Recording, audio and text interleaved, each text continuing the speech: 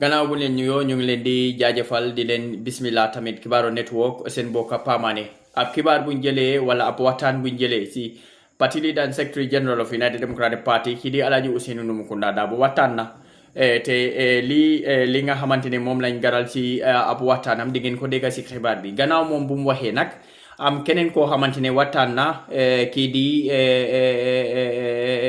Essa Mbaye Fall moom itamit waxtaan na ak askan wi indi na ab leeral si nga xamante ne laaj nañ ko ci ab waxtaan bi nga xamante ne moom lañ amoon kii di benn interview bu am diggante moom ak benn radio di ngeen dégg radio bi ban radio la ak naka lañ fa waxtaanee ak li fa xew ak lan lañ waxi tamit yëpp di ngeen ko dégg si waxtaan bi le dinañ leen indil waxtaan bi ñu déglu su ko defee suñ pare ñu gën a xuus wala gën a indi ay jàngat wala gën a indi ay leeral si li nga xamante ne moom lañ wax di leen gërëm rek di leen santa di leen jaajëfal seen mbokk Pamane jërëjëf. To another part of the village. If you had nakala fa the same thing you go to Nyani, Polila, Sosai, and all of it. So amul benn place ci Gambia fii boo xam ne dina ne fii Sosai rek ñoo fa dëkk o fii Poli rek ñoo fa dëkk LSUR boo dee Sarawule rek ñoo fi dëkk fii mun na am dëkk boo xam ne nga ne ay Sarawule rek a mën a waaye the whole geographical region mun ta am so yëfi tribe yëfi head nañ leen ko sànni fale in fact yëfi head ci jamono bi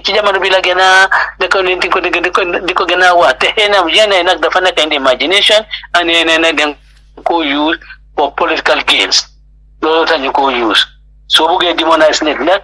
nga dëkkal ko fu mu dëkkut so loolu tamam na waaye nag nañ fàtte ne no Gambia is a country boo xam ne tribe si nga tribe si ñoo ko lifin it's been run as a tribal country no tribe si nekk yëpp si biir Gambia fii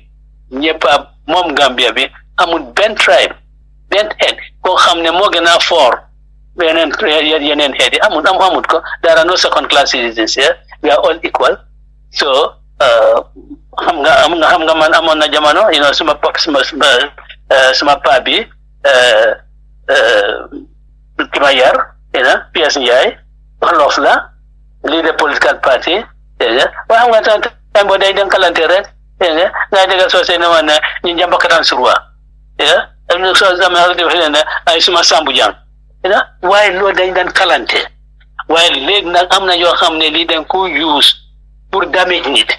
dañ ko use dekkal nit foo xam ne nekkut fa all for a political purpose te loolu nag su continuer du ba pour réew mi parce que dafa delloo réew mi ci gannaaw di la gis ne kii daal kii lii la soo warta am lii loolu dañ ci war a bàyyi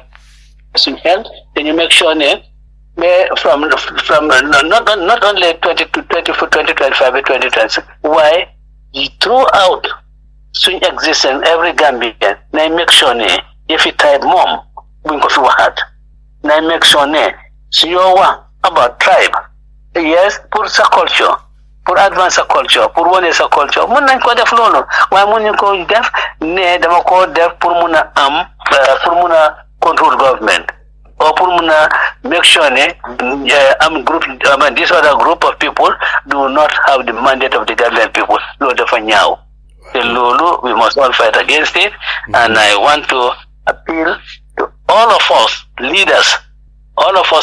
mooy religious leaders mooy njiit aada yi all of us ñu make sure ne loolu xeex nañ ko ba nañ ko waxee ba ñu rey ko ci réew mi loolu la bëgg a wax as we enter into 2025 and going toward 2026. jërëjëf Honorable Ousainou Darboe ñu ngi lay gërëm si waxtu bi nga jël ñëw fii si AG radio ak askani Gambia newspaper ñu ngi lay gërëm di la sant si sa waxtu di la gërëm di la santaate si lépp loo xam ne séddoo nga ko askan bi indeed it is an honor pour am la fi tey out of your busy schedule nga randal yu bari pour mun a ñëw fii si radio bi pour waxtaan ak Gambian yi loolu daal nekk na loo xam ne ñu ngi koy rafetlu bu baax a baax bon honorable jërëjëf ñu ngi lay gërëm di la sant Thank you very much. Jërëjëf Ndiaye. Jërëjëf Ndiaye. Thank you very much, Ndiaye.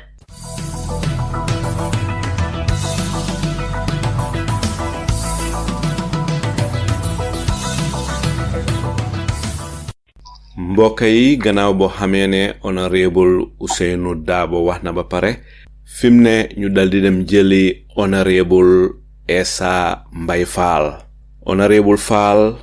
ñu ngi lay nuyu di la sant di la gërëm di te out of your busy schedule xëjal nga ba ñëw fii si AG Radio and Askani Gambia newspaper.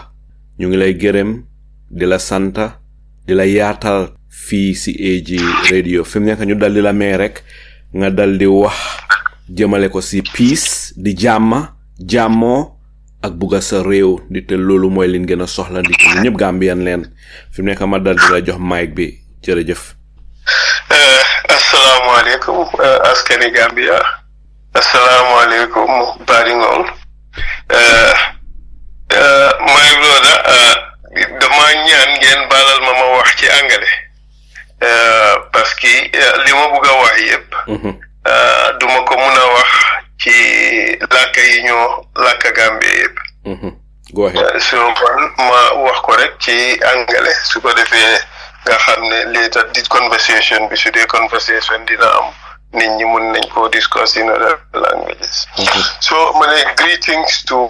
all of you present and those listening.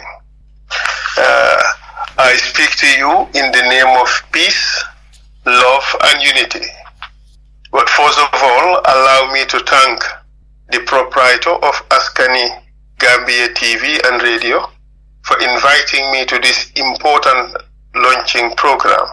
and more significantly, for giving me the opportunity to say a few words. I am truly humbled. I am honored. I was asked to talk about peace, unity, and love for one's country. To me, this signals the question of patriotism. It's therefore important to ask what this means. Oftentimes people confuse patriotism. Oftentimes people don't even know exactly what it means. And I think this is a good time to talk about this. Experience has taught me that this is one of the most misunderstood topics in civics. For many people, patriotism is the love for your language, your culture, and where you hail from. In my humble opinion, this is rather the definition of nationalism, which is a shallow form of patriotism and does not encompass the unifying or the holistic and beautiful values of patriotism. For me, when I talk about patriotism, and therefore who are patriots, I recall the likes of our national heroes, the likes of Edward Francis Small, the likes of Sir Dawda Kairaba Jawara, Sirif Mustafa Diba, Gaba Jahumpa, Reference J.C. Faye, Emi Jallo, and all those eminent people who put aside all their differences and came together and fought for Gambia's independence under a united front. Their sacrifice for the greater good brings reflections of what patriotism entails. It's their love for their country, which was the thread that bound them together to make that self-sacrifice to challenge the tyranny and domination of our colonial masters and peacefully secured our independence. Their sacrifice must never be forgotten, as it was an act of pure selflessness. So this discussion of sacrifices for greater good is therefore an apt topic for today, as the Gambia is currently in crossroads or in dire straits. Our country is wallowing in serious economic difficulties, heavy indebtedness, poor infrastructure,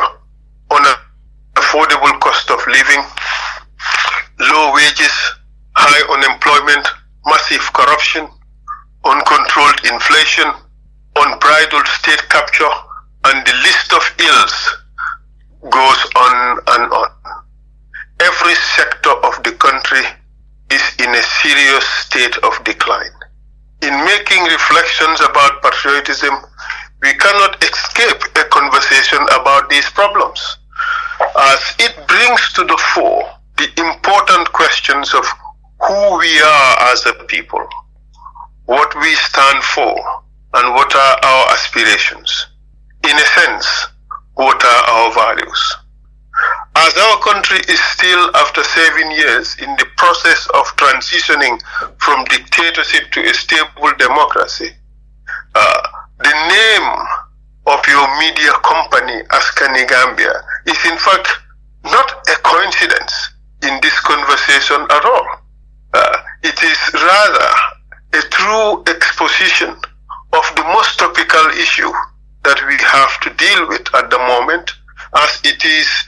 the most consequential period of our time. What kind of country do we want? What role should each and every one of us play in it,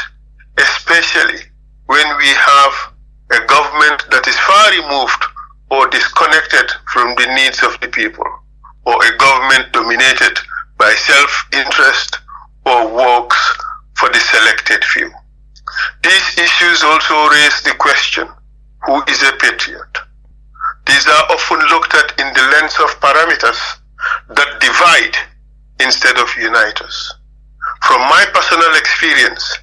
it evokes questions about ethnicity, place of origin, the God you worship. I know that I have had my patriotism questioned by people who define me on the basis of these parochial and non-important issues. However, that is not the Gambia I grew to know and to love so dearly above all else. My memories of my country is a friendly people who are generous and accommodating, a people who are mixed in every respect, who share everything they have with each other, and are respectful and tolerant to our differences. I cannot forget growing up in Banjul when we all celebrated Christmas together after church services. It was always difficult to even differentiate the Muslim from the Christian. I recall our home in Banjul, which was inhabited by Gambians from all corners and regions of the country, and from all ethnicities.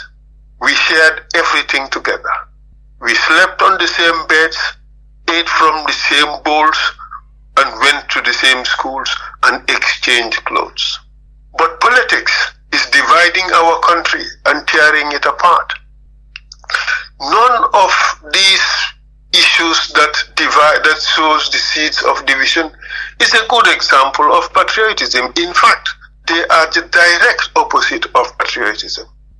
We are being dissected and pigeonholed into tribes, religions, castes, and regions. We can no longer afford these divisions. We must all dig deep into the reservoir of love for each other and love for our country. And that is what I understand patriotism to mean. We all love each other and we all love our country. And that is why it is a great source of pride for me whenever I hear our national anthem. The words,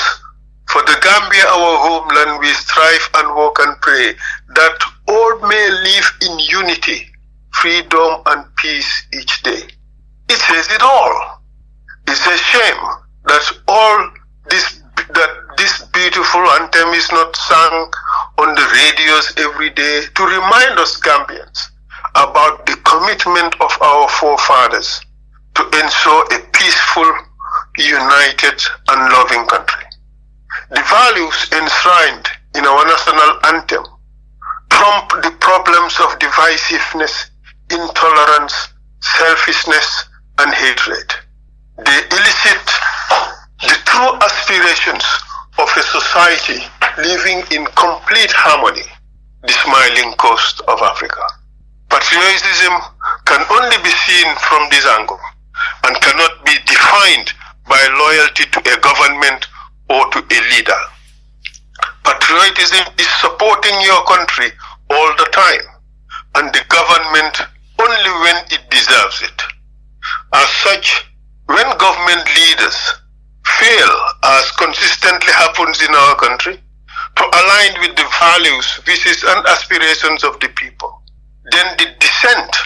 and the voice of the people can be an eloquent expression of patriotism. We have been there before, and those moments reminds us of the likes of young Gambians who stood up against dictatorship and ultimately prevailed. I don't want to start naming names, but we have had a lot of heroes, including journalists who stood up to government and decided to report the truth no matter what. The freedom of expression of the people should not be stifled. It's strong patriotism to stand up and say, my voice shall not be drowned. I also recall the absence of leadership in our society, which is all the more reason why a new generation of leadership must rise up to challenge the status quo. It is significant and important that people always ask the questions. What is our government doing for us? But also, it's equally important to ask what it is that I am doing for my country. The answer to that question sums up what patriotism means. It is our collective responsibility to build our country. No one will come from the outside to build it for us. When it is good for us. When it is bad for us all, no matter where you come from, no matter where you live. When we all go to the hospital, we face the same challenges. When we all go to the markets, we face the same challenges. When we drive on poor roads, we face the same challenges. So it behoves us all to be united and be united under one common purpose, that is to uplift each other and uplift the Gambia. Thank you very much. Honorable Fall, we live in a world where the media's role is becoming increasingly significant. Honorable Fall, however, the media has the potential to further polarize us if it is used improperly. What advice would you give us on the media's role in bolstering our democracy? I think the media has one of the most important roles to play. And not only an important role to play, but they also have a responsibility. The media has the responsibility to ensure peace. The media has the responsibility to ensure unity. The media has the responsibility to ensure prosperity for the people. But if the media deals in fomenting discord, fomenting problems, giving false information, creating disharmony in the society, the media would have played a terrible role. I recall the genocide in Rwanda. It was only possible because the media was propagating it. I recall the genocide in Rohingya, in Myanmar rather. The genocide against the Rohingya could not have been possible without social media. So the media can be a dangerous weapon. It could be a weapon that would foster peace, that could bring about unity. But equally, if it is abused, it could be a toxic weapon that could bring about civil strife in a society. And that is why, even though we all crave for freedom of expression, we also demand that there has to be responsible journalism. But also, just that responsible journalism does not give the government the right to try to gag the media. The media is the first estate and it is as important as any other institution. And therefore, it has to be safeguarded. But I always implore journalists that they should be their own gatekeeper. by ensuring that they focus on the truth and ensure that society is not disintegrated by their actions. I hope our journalists would learn from that, especially the experience in this country, in Rwanda, and the experience in Myanmar. These are good cases to show how the media can be abused to create difficulties and problems in any country. I hope that would never happen in ours. Thank you very much. Honorable Essa Mbaye, it is indeed an honor speaking to AG Radio and Askani Gambia newspaper. Thank you very much indeed. Jërëjëf Essa Fall si li nga ñëw fii si AG Radio. Jërëjëf. Thank you. Thank you.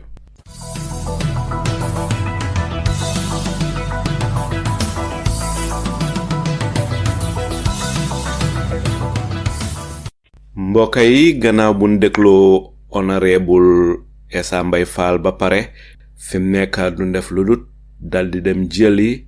honorable Mama Kandeh. Honorable Kandeh ñoom mbégte gu mag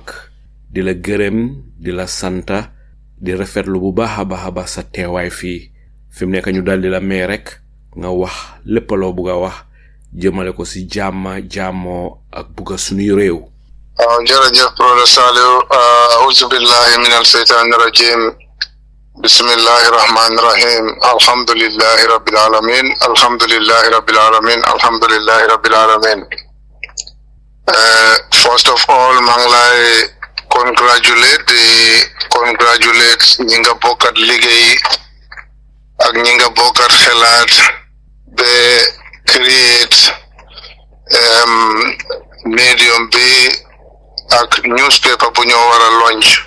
boo xam ne dina jàppale doomi aadama du ci Gambia kese waaye dinañ mun a wax ne worldwide di ci am njëriñ di ci njëriñu ndax boo déggee doole mooy information gom naa rek ne medium bi dina go a long way to enlighten the people xamal leen seen wareef waxtaane situation ne mboolem situation buñ nekk si suñu réew ak ci biti ba pare indi jàmm ci diggante nit ñi ak diggante réew yi loolu lu am solo la lii la ñooy expect ci medium bu mun a nekk maa ngi koy rafetlu nag ci li ngeen ma fàttale ko ba invite ma ci lii di leen ñaanal yàlla na leen yàlla may ndam ci mboolem li ngeen di yëngatu su loolu weesoo maa ngi nuyu déglukat yëpp lii suñ ndam la ñun yëpp together as Gambians bu ko defee nag mu nekk suñ ite ñun yëpp bu ko defee ñu puus ko ñu jàppalante to make sure ne dinañ raise the Gambian flag high up there mun nañ ko def te inshallah dina am ndax Brother Saliou ak ñi nga nekkal foofu yëpp seen taxawaay ci media bi gis nañ ko seen buga jàmm gis nañ ko seen buga yokkute gis nañ ko te yii kese ñoo am ci àdduna bu ko defee ku nekk dëkk si jàmm su loolu weesoo maa ngi gërëm suñ mbokki Sénégal xam nga parce que paper bi dina am lu bari lum def diggante Gambia ak Sénégal kon maa ngi nuyoo suma mbokki sénégalais la Gambie Sénégal benn lay te again suñu responsibility la pour ñu wala mattali loolu bum em ci wax kese su loolu weesoo di nuyu suma njaboot suma family also as a party leader di nuyu suma party militants yëpp di leen wax ne tey jox nañ lii suñ cër la ñun yëpp cëri Gambia la yëpp yàlla def boole nañ ma ci my brother li ma bëgg a wax ci wàllu jàmm dama foog ne rek especially as a politician te nekk njiiti political party di encourage tamit suma naataangoo yi si political arena bi we have a very, very, very, very big role to play when it comes to peace. Kon suñ role waruta tuuti suñ message toujours suñ diggante ak suñ militancy suñ diggante ak suñ dëkkandoori suñ diggante ñu ne neen jàmm kese ak wax yu rafet moo fa war a nekk kon loolu ñu ngi koy ñaak ci mboolem koo xam ne yaa ngi ci arena bi ndax at the end of the day comme ni ma ko dee waxee rek man tey bugga naa nekk président keneen ak keneen bugga nañ nekk président waaye ñun yëpp Gambia lañ buggal jiite te ku ci jiite rek doo jiite ñii nga bàyyi ñële man gomoon naa ne te gom naa sax de ba léegi passé wut ndax yàlla may nañu suñ bakkan ñu ngi dund ba léegi comme naa ne rek Gambia small Gambia war na mun a set exemple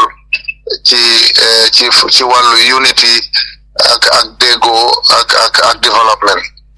Gambia war na mun a set exemple boobu ñu bari roy ñu ci loolu réew bu tuuti matawut réew bu rëy matawut waaye nañ am loo xam ne ni dinañ ko mun a ràññee Gambien si ñu ne lii de soo ko soxlee Gambia ngay dem mbaate Gambia de soo demee foofu nii la mel ci wàllu jàmm ndax jàmm mooy suñ njëriñ jàmm kese moo ñoo mun a njëriñ tamit kon suñ message ci suñ militancy ak foo mun di nekk ci àdduna bi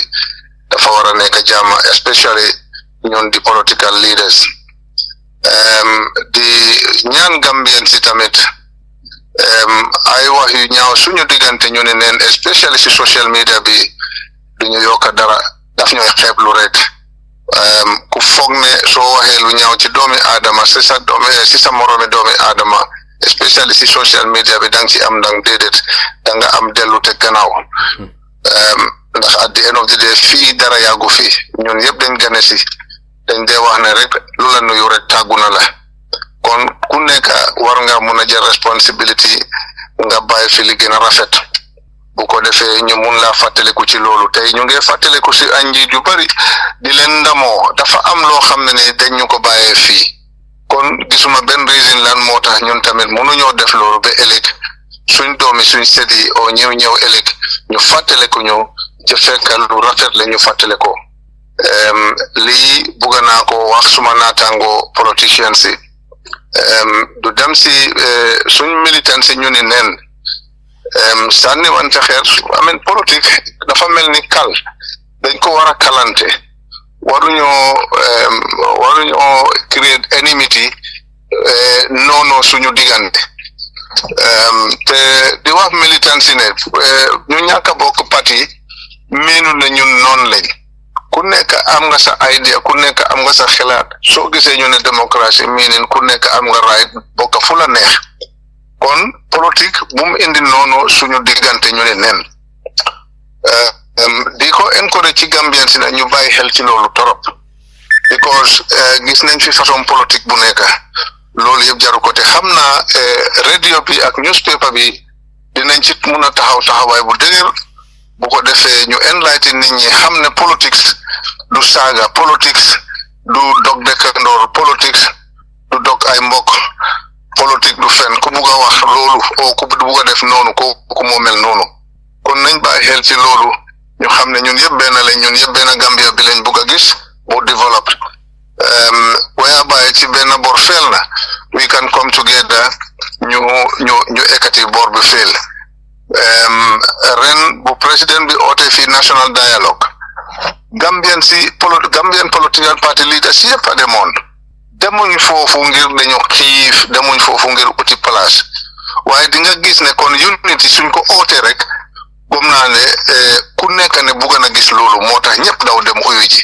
du leneen yaakaaroon ne tamit loolu dina mun a continuer I only hope ne président mi oote woon unity boobu ndax tey mooy njiiti réew mi dina ko xelaataat mu mur ko continuer nu mu waree bu ko defee ku nekk gis ci sa bopp jàmm am ci réew mi loolu kese lañ soxla ci sayti journaliste yi mooy journalisme am nañ rôle bu rëy boo xam ne war nañ ko mun a play te comme li ma dee waxee rek toujours jigéen ñi dañuy wax ne women empowerment dafa important waaye balaa ngay empower nit ki da nga koy enlighten ku xamut du ñeme kon ci media bi ak journalist yi dinañ mun a play a very big role pour indi eewute boobu enlighten nit ñi ku nekk xam sa right ku nekk xam fi nga war a em si sa morom ku nekk xam fi lan mooy sa warugal loolu dafay jàppale torop especially man dinaa bëgg a gis journalist yi génn dem ci àll bi dem wax ak nit ñi xam loolu ñoom seen situation ak seen dëkkin naka lañ mel lan mooy seen challenges the problems that they are facing lii yëpp su fekkee ne ñu ngi koy play ci media bi not only ne Gambian si dinañ xam lu xew waaye dina dimbale sax government su fekkee ne nekkul government buy teel a gis boppam dina dimbale nguur gi dinañ xam ne béréb sangam de o côté sangam lii la nit ñi di dunda foofu Gambian si su fekkee ne lu rafet la dinañ ko xam su fekkee ne rafetul dinañ ko xam ñu bañ a génn rek just di defend for the sake of defending ñu make sure ne dinañ jël seen time mu itteel leen ñu dem a egg ci béréb yooyu ñu jéem a confirm parce que duhut lu ñu wax rek moo bon dina am loo xam ne ni xëy na suñu waxee téeméer soo mënut a jël yëpp tamit waaye seetal 40 bi at least nga boole ko ci sa programme ak sa plan bu ko defee jàmm ji ne ñooy ku nekk dina gis boppam kon media bi ak journaliste yi am nañ a very very very big role to play duhul ne rek Mama Kandeh wax na fi Salif dara xaaral ma lem laa Salif ndax dina tontu Mama Kandeh déedéet du yooyu lañ soxla du yooyu lañ soxla because am na yu mel noonu day indi ay kind of mbokkalante ay nit jaru ko fi kon my brother maa ngi ñaanal ñëpp di gërëm ñëpp di ñaanal suñu réew mi di ñaanal suñ président bi yàlla defal ko jàmm bokk ma ak moom parti man bokk naa si ñi koy oppose waaye eenewuma ko dara lu bon parce que at the end of the day mu nangu ko dina am bés bu mu fi jógee mu ñàkk koo nangu dina am bés bu mu fi jógee waaye Gambia moom mu ngi fi te Gambian si fii la ñooy des kon eenewante jàmm loolu dafa rafet suñ diggante ma emale fi waxtaan bi xam naa 10 minutes si ngeen doon wax sax lifin ruwaay foog naa mun naa leen bàyyee fii di gërëm ñëpp di gërëm déglukat yëpp di call every Gambian ñun ñëpp ñu bokk benn xol xam ne amuñ dara gannaaw Gambia te Gambia lañ war a jiital ci lu nekk asalaamaaleykum. waaleykum salaam wa rahmatullah wa barakaatu. honorable Mama Kandeh ñu ngi lay gërëm si sa waxtu. ñu ngi lay gërëmati si invitation bi nga xam ne ono nga ko di la gërëmati tamit si message yi jàmmo bugga sa réew bi nga xam ne gaaral nga ko fii ñu ngi lay gërëm di la santa jërëjëf honorable Kandeh. Thank you jërëjëf.